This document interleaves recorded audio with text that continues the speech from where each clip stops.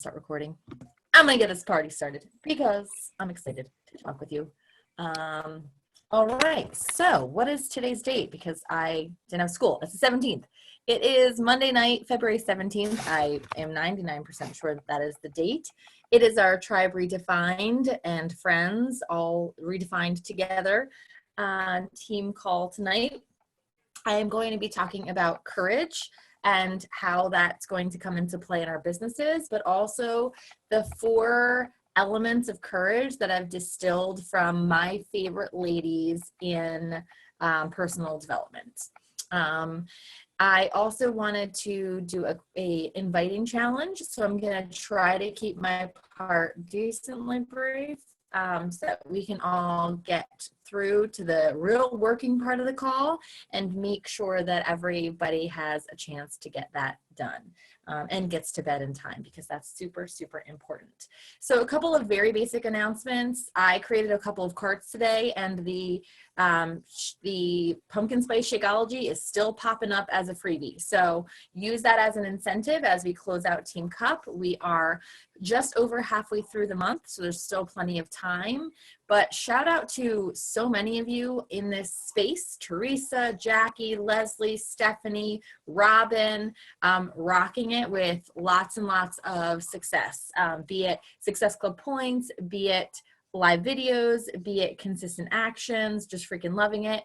Leslie finished up her first installment of Faith and Fitness this Saturday, and that was a big, bold move on her part, and a 6-week commitment that was years in the making and just the beginning for her. It's just been super exciting. Seeing Heather and Nadine sharing so regularly, Mariah being on the call tonight, this is just a very exciting evening. I'm very happy to see all of your faces, and Stephanie's name is also very lovely, and she's just freaking killing it lately.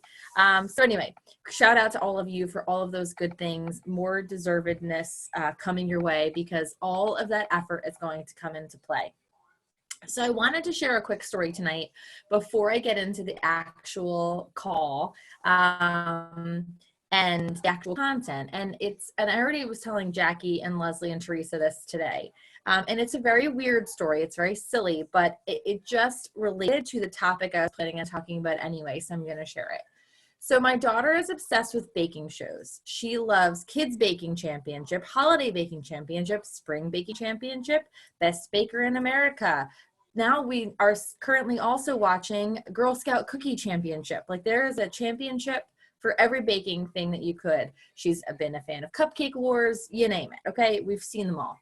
And we tend to, like, if we're watching it together, it's like our Tuesday afternoon thing. We get home from school, we'll watch one of our baking shows that DVR'd over the weekend or on Monday night. And, you know, we sit, talk about our day, watch a baking show. And sometimes I'll share about it and I'll tag it. And one time I tagged the show Best Baker in America, and one of the bakers liked the post. I started following her. She started following me. It's become a relationship. And today I got a message from her asking to join. And we got on the phone and we talked, and she now enrolled with a challenge pack today. And that would not have happened if the fact that she interacted with that post led me to fear. It would not have happened if she interacting with that post got in my head. Because here's a girl on television. Now, she's not a celebrity. You would not know her name if I told you. But she was 3rd place that season. She did a very good job on Best Bakers in America. She was on TV for many hours. And I could easily have put that in my brain that it's not worth it. It's not worth the conversation. And then that would have put it in my brain, or put it out of her brain, that I was the person that could help her. And this also was months in the making. This was probably in May last year that she first interacted with a post of mine. And she'll pop up once in a while watching my feed, and I'm constantly on hers, praising her baking and talking to her, because I could tell she was a genuine, normal human woman. And any genuine, normal human woman is a viable person for you to help. And on our phone call today, she was courageous because she divulged a couple of personal demons that she's been dealing with that she hasn't shared with a lot of people. And she asked me if I've had clients in the past who've dealt with this. She became super vulnerable, which is one of the points I'm going to make again tonight in our conversation that we developed over social media. I am a girl in New Jersey with 20-something hundred followers. And she is a baker on a national championship from Puerto Rico, running a bakery in Miami, like kicking ass with thousands and thousands and thousands of followers. And she wants my help. So please don't sell yourself short. Please don't think that anybody is off limits. I forget which one of the power hours that we do sometimes in the morning that Teresa plays. And if you remember what it is, Jackie, because I don't want Teresa to be interrupted while she's driving, if you want to say, because I can't recall who it is. But one of the girls is always like, do I follow somebody with a big following? And she's like, a big following is a number you're putting on it. Like there's no, like what's a big following? To somebody, 200 people is a big following. To somebody, 200,000 is a big following. Who cares? They're still human people. They're still human beings. You could get a read for the person regardless. Don't even look at that when you interact with somebody. So anyway, that was just an interesting thing that happened today and goes into what I wanted to talk about. So I want to talk to you about 4 pillars of courage and how they relate to our business, how we can relate them to our own life. And oh yes, yes, Kacia Embry, you're right. That's who it is. And how we need to kind of greenlight ourselves, which is something I've talked about forever, stop the red lights and really own into our courage.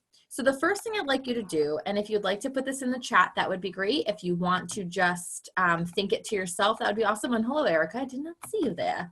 I want you to share with me, or just think in your own brain, something business related that you have been afraid to do, or that you're constantly afraid to do. Maybe you've done it, but you're still fearful of that prospect, of that action, of whatever it is. So just come up with something that you can put in the chat, or write it down if you don't feel comfortable sharing with everybody. I'll give you a minute. I'm loving everybody that's on here tonight. This is super exciting. Let's see what we have so far. Coach invites and going live for sure. Talking to people in person. Okay. I can't imagine that, Jackie. You're wonderful to talk to in person.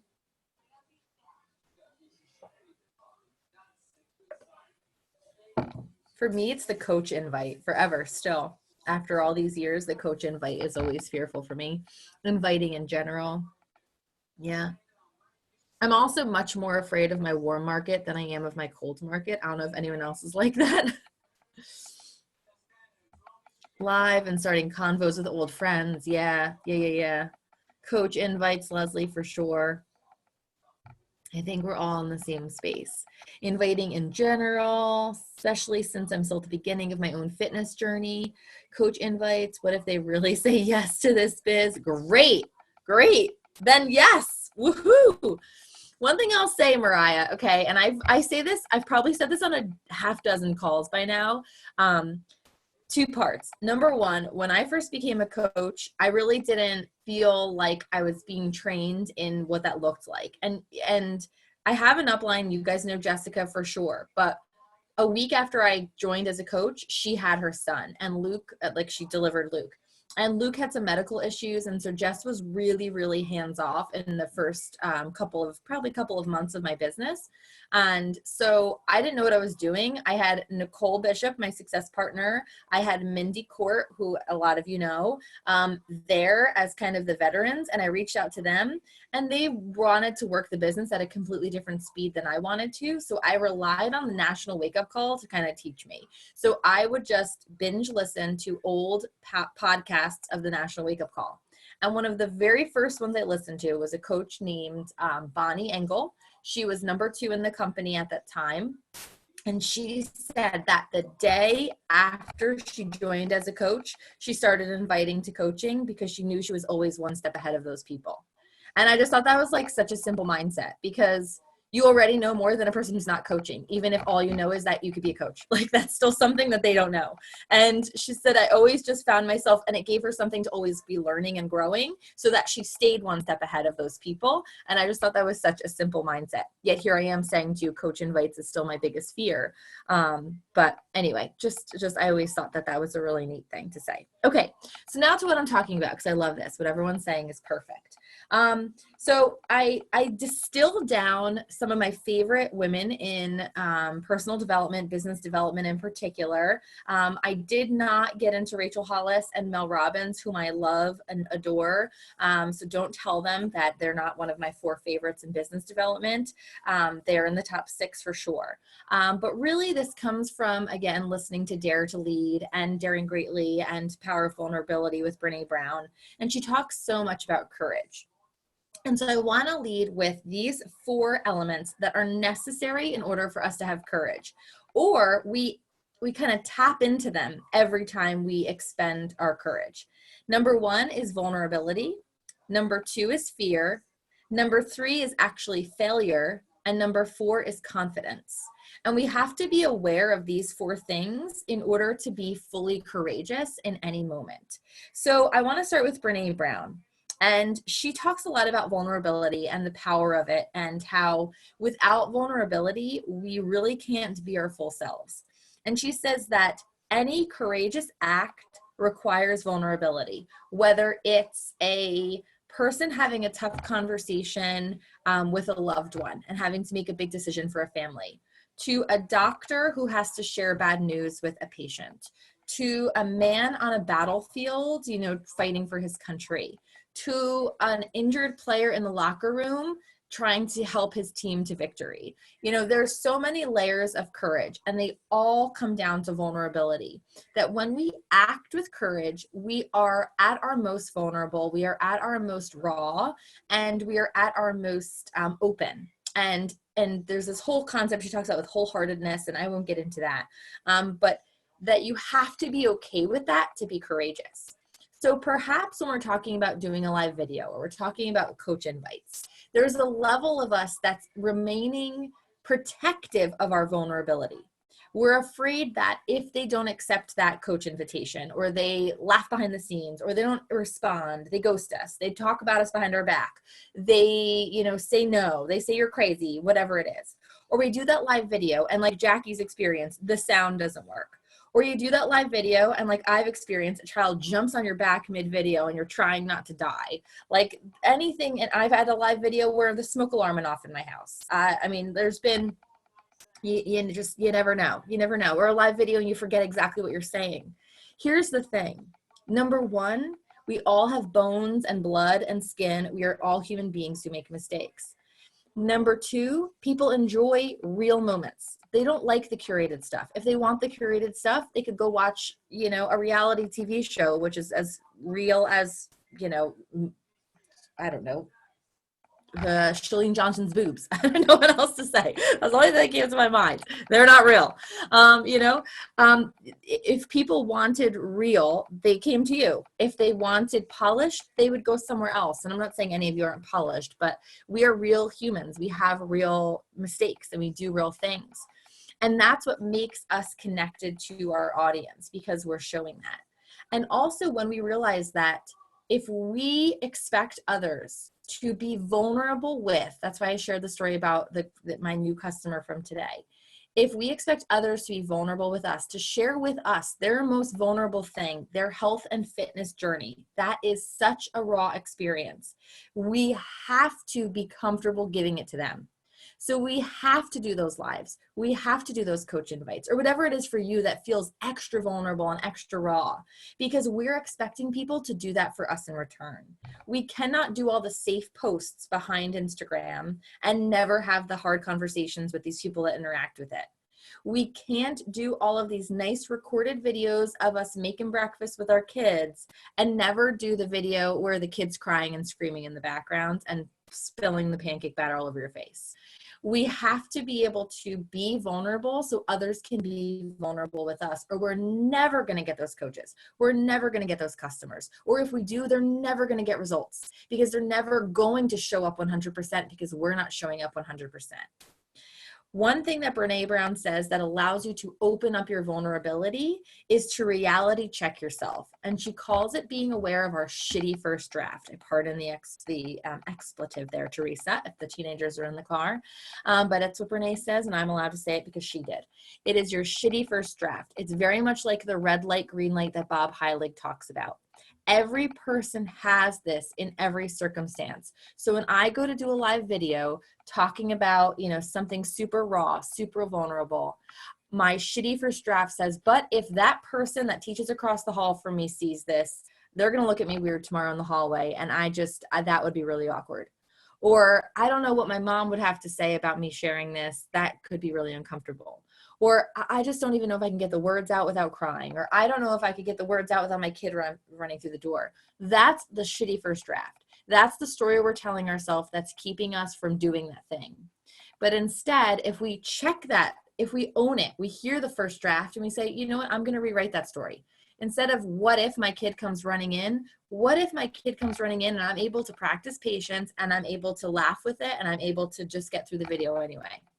What if that person across the hall did see it? And what if I can stand there tomorrow knowing they saw it, they know that I know they saw it, and I can stand with my head held high because what I said was important to me and was valuable to my audience? What if we take that first draft and we're able to play it in a different way? That allows us to take ownership of our vulnerability.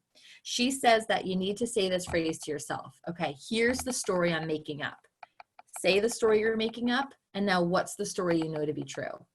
And you get to decide what you know to be true in all of those circumstances. You bring courage when you green light yourself in those moments, when you allow yourself to be vulnerable.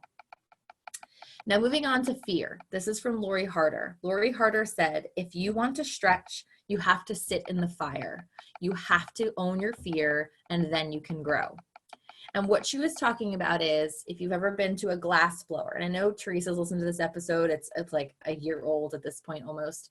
And she talks about how you go to a nice little, I don't know, I'm losing my words now because I don't care because I'm vulnerable and I lose my words sometimes. It happens. You're at like a craft fair, like one of those like lovely market areas, and there's a glass blower, and you go into the glass blower and they have all these beautiful shapes and all these beautiful globes and all of these little things that they create with glass that I don't know the words for, right? That doesn't happen because they took the glass and they were like stretching it. The glass had to sit in the fire. It had to sit in discomfort. It had to sit in fear, really, to be able to be molded and stretched and made beautiful and made stronger and made more clear, right? All of the great, awesome adjectives we could use that very much relate to this. The glass had to sit in the fire for it to stretch. We have to sit in our fear in order for us to grow. If we are not sitting in the fear, we are living the same life. We are living the same every day, and we are not going to grow. We are not going to bring people into us. We are not going to move our businesses forward. We are not going to become better moms or better wives or just better women if we are not comfortable once in a while in the discomfort of the fire, if we can't let ourselves be in fear. So I encourage you to find that thing, if it's a coach invite, if it's the warm invites, if it's talking to somebody in person, if it's going live, and I encourage you to do that more. That's the thing we need to be doing the most. That's the thing we need to be doing the first. When it's our power hour, you got to do that thing. I don't expect you to do a live every single day now, but you need to be doing it more. You need to put that on your priority list. And then the fire will help you grow. And you'll suddenly realize you've stretched to the point where a live video ain't so bad, or those coach invites feel not so hard. And then there will be a new fear. And then you're going to sit in that fire and you're just going to keep repeating this cycle, because that's how we grow. We don't want to be that boring straight piece of glass. We want to be beautiful and big in the metaphorical glass sense, right? We want to have that strength, and it only happens through the fire. The next one comes from Kacia Fitzgerald. Kacia Fitzgerald talks about failure. And you guys have heard this concept, no love without hate. There's no black without white, right? We need the paradoxes. We need the dichotomy. She says we need success and we need failure to be full, complete, thriving humans. And if we live in fear of the failure only, we will never have that success. And I'm being suddenly reminded of the pendulum that Trina Gray spoke about, that I know I've also talked about on a call. That if you want success that is up here, your pendulum is going to have to swing over here. And that is the opposite of success. That's the crappy stuff. That's the pain. That's the hardship. That's the failure. So for huge successes, for huge happiness, for huge wins, you're going to have huge failures and huge losses and huge pain. But it's only going to be able to go that far if you are owning up to success and failure. And how do you do that? With courage. You get out of the little pendulum swings and you allow yourself to move into a space that's freer, bolder, that has more space to it. And how we do that is with what Chalene says. She says it's experience, but the word for her is confidence. Nothing gives you more confidence than experience. You will never be able to reach this high peak of confidence, this high peak of success, this high peak of courage if we're not able to be okay with the fallout and know that it happens. I want to share with you guys, and I've shared this before, I apologize, everything's kind of a repeat anymore because we've been around the rodeo 100 times. My Beachbody journey started my very first year. I hit Success Club. I was Success Starter, boom, boom, boom, right? First 3 months, Success Club, beautiful. Then in May, our upline team at the time had this amazing idea that everybody was going to recruit only coaches that month. And you know what happened to me? I missed Success Club for the first time. I signed my first 2 coaches that weren't my mom and my husband, but they were the only 2 people I signed that whole month because it was a freaking weird thing to like only allow coaches in. Like, nope, you don't want to be a coach? I'm sorry. Like, I can't help you. It was very bad business practice. I don't advise it.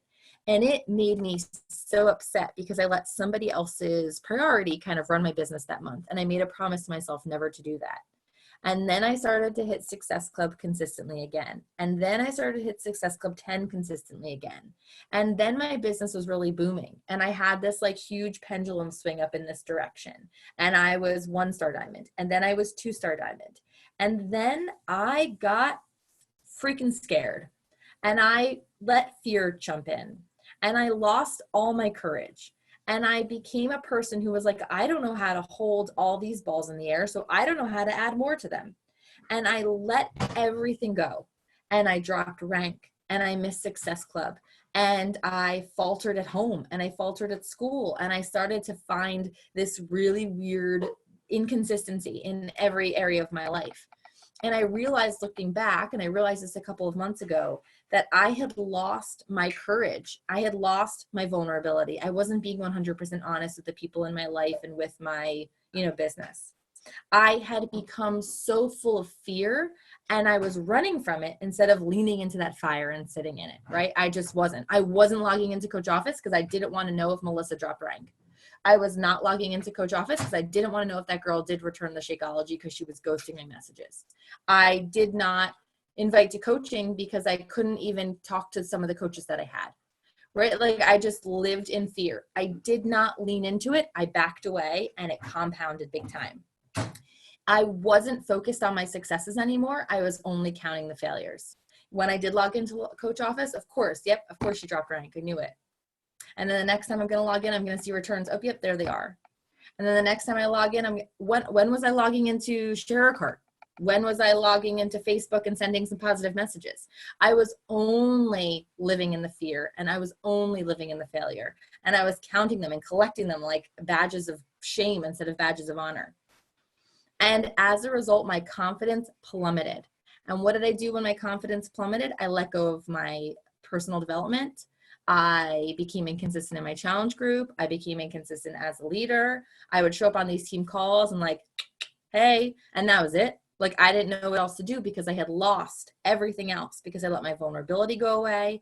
I didn't face up my fears. I lived in a space of failure and I had no confidence. And I climbed out of it with personal development and realizing that I need all of this. You can't be courageous and you can't move past failure and you can't grow and you can't do all the amazing things in business and in our lives if we aren't all of these things, if we aren't aware of vulnerability and we aren't aware of fear and we aren't aware of failure and we aren't aware of confidence and where we need to move up and down in any of those categories because they all work in tandem with one another. And if you focus on one, you're going to lose the others. You have to be aware of all of them. You have to be conscious of it and you have to be able to understand your shitty first drafts when they show up and kind of work to counterbalance them. So in essence, in summary, I'm sorry I'm taking a long time, but no one is surprised. Do the thing that you shared in this chat box. This is your focus now. And I know we're in Team Cup. I know it. but you are going to grow so much more confident even in those easy things. If you didn't put invites as a struggle for you and you're rocking your invites and you're good at talking to your cold market or your warm market, whichever market you feel best in, but you focus on that other aspect, this other side's going to get even easier. It's going to get even easier because it's already so natural to you. Next to this hard thing you're going to do, it's going to even feel much more natural. And if you do more live videos, your posts are going to become easier because what's the big deal? You get to draft and redraft and retype those. Can't do that with the live video. And the more you do those hard things, the more you're going to grow in all of these areas and your business is going to flourish. And if it happens for Team Cup and it's a lovely swell now, great. And if it happens next month, great. That's the cool thing about Team Cup is typically, at least in my experience, I have a strong, strong, strong month the month after as well because of all of the extra effort you've put in. Imagine if we're doing that all the time. Imagine if we acted like every single month was Team Cup or every single month we needed Success Club next month. Like what if that was always our goal? Like I'm working now for next month. If we could look at it that way always, it's like going to open up the floodgates for us. It's going to keep the wheels turning. But anyway, I'm getting into like a kind of totally different topic there. So the 4 words, vulnerability, fear, failure, and confidence, grow them all, work on them in tandem, know how they are related, and live in that space. And whatever it is that you typed in that box, that is your goal. I want you guys as one of your action items this week, just throw up a post in Tribe whenever you do that thing. New post. I'm not going to keep a thread that no one's reading. New post. Like every single time, I want the team page to be flooded with all of these things that you guys are rocking and celebrating, no matter how little it seems to be in terms of the team. So if your goal, if your hard thing was just an invite and you've got some people like Jackie sending invites every single day, good for Jackie, but that's not you. Your fear is different. If my fear is coach invites, but it's super easy for Teresa to do that, doesn't matter. When I send a coach invite, I'm going to share because that's my thing. So it's no comparisons, nothing. It's whatever your fear is when you are living in it. You are being vulnerable. You are showing up. You are screwing failure and you are living with confidence. I want you to share about it. I'm just going to keep inspiring all of us to do that as well. All right. Any questions on that? All right, cool. Now, here's the thing. Oh, wow, I went a long time. So I wanted to do an 11 and 22 challenge, which is sending 11 invites in 22 minutes. I am going to stop recording as soon as I'm done talking about that so that you can make your own plan. If you are awake enough to do this for the next 22 minutes, then be my guest. You have 2 options once you do it. You can hit your 11, and if it took you 10 minutes, if it took you 13 minutes, whenever it does, peace out, sign off, goodbye. Or you can give yourself the 22 minutes and just see how high you can get when it comes to the invite number. But the minimum is 11, and the maximum is 22 minutes. More than that, you need to go to bed. You have a life. Go make the lunches and do your thing. If you need to go. If you need to do this tomorrow morning, do this tomorrow morning. But do promise me that you will at some point. And if you are new to this, go on to your story or go on to a recent post and just say a little thank you for interacting. Not sure if you knew I was a health and fitness coach. Kind of a weird thing for me to say to you, but I just want to know if you wanted more info. Like just, that's vulnerable. That's honest, right? It's totally honest. So anyway, thank you guys. I'm going to stop the recording.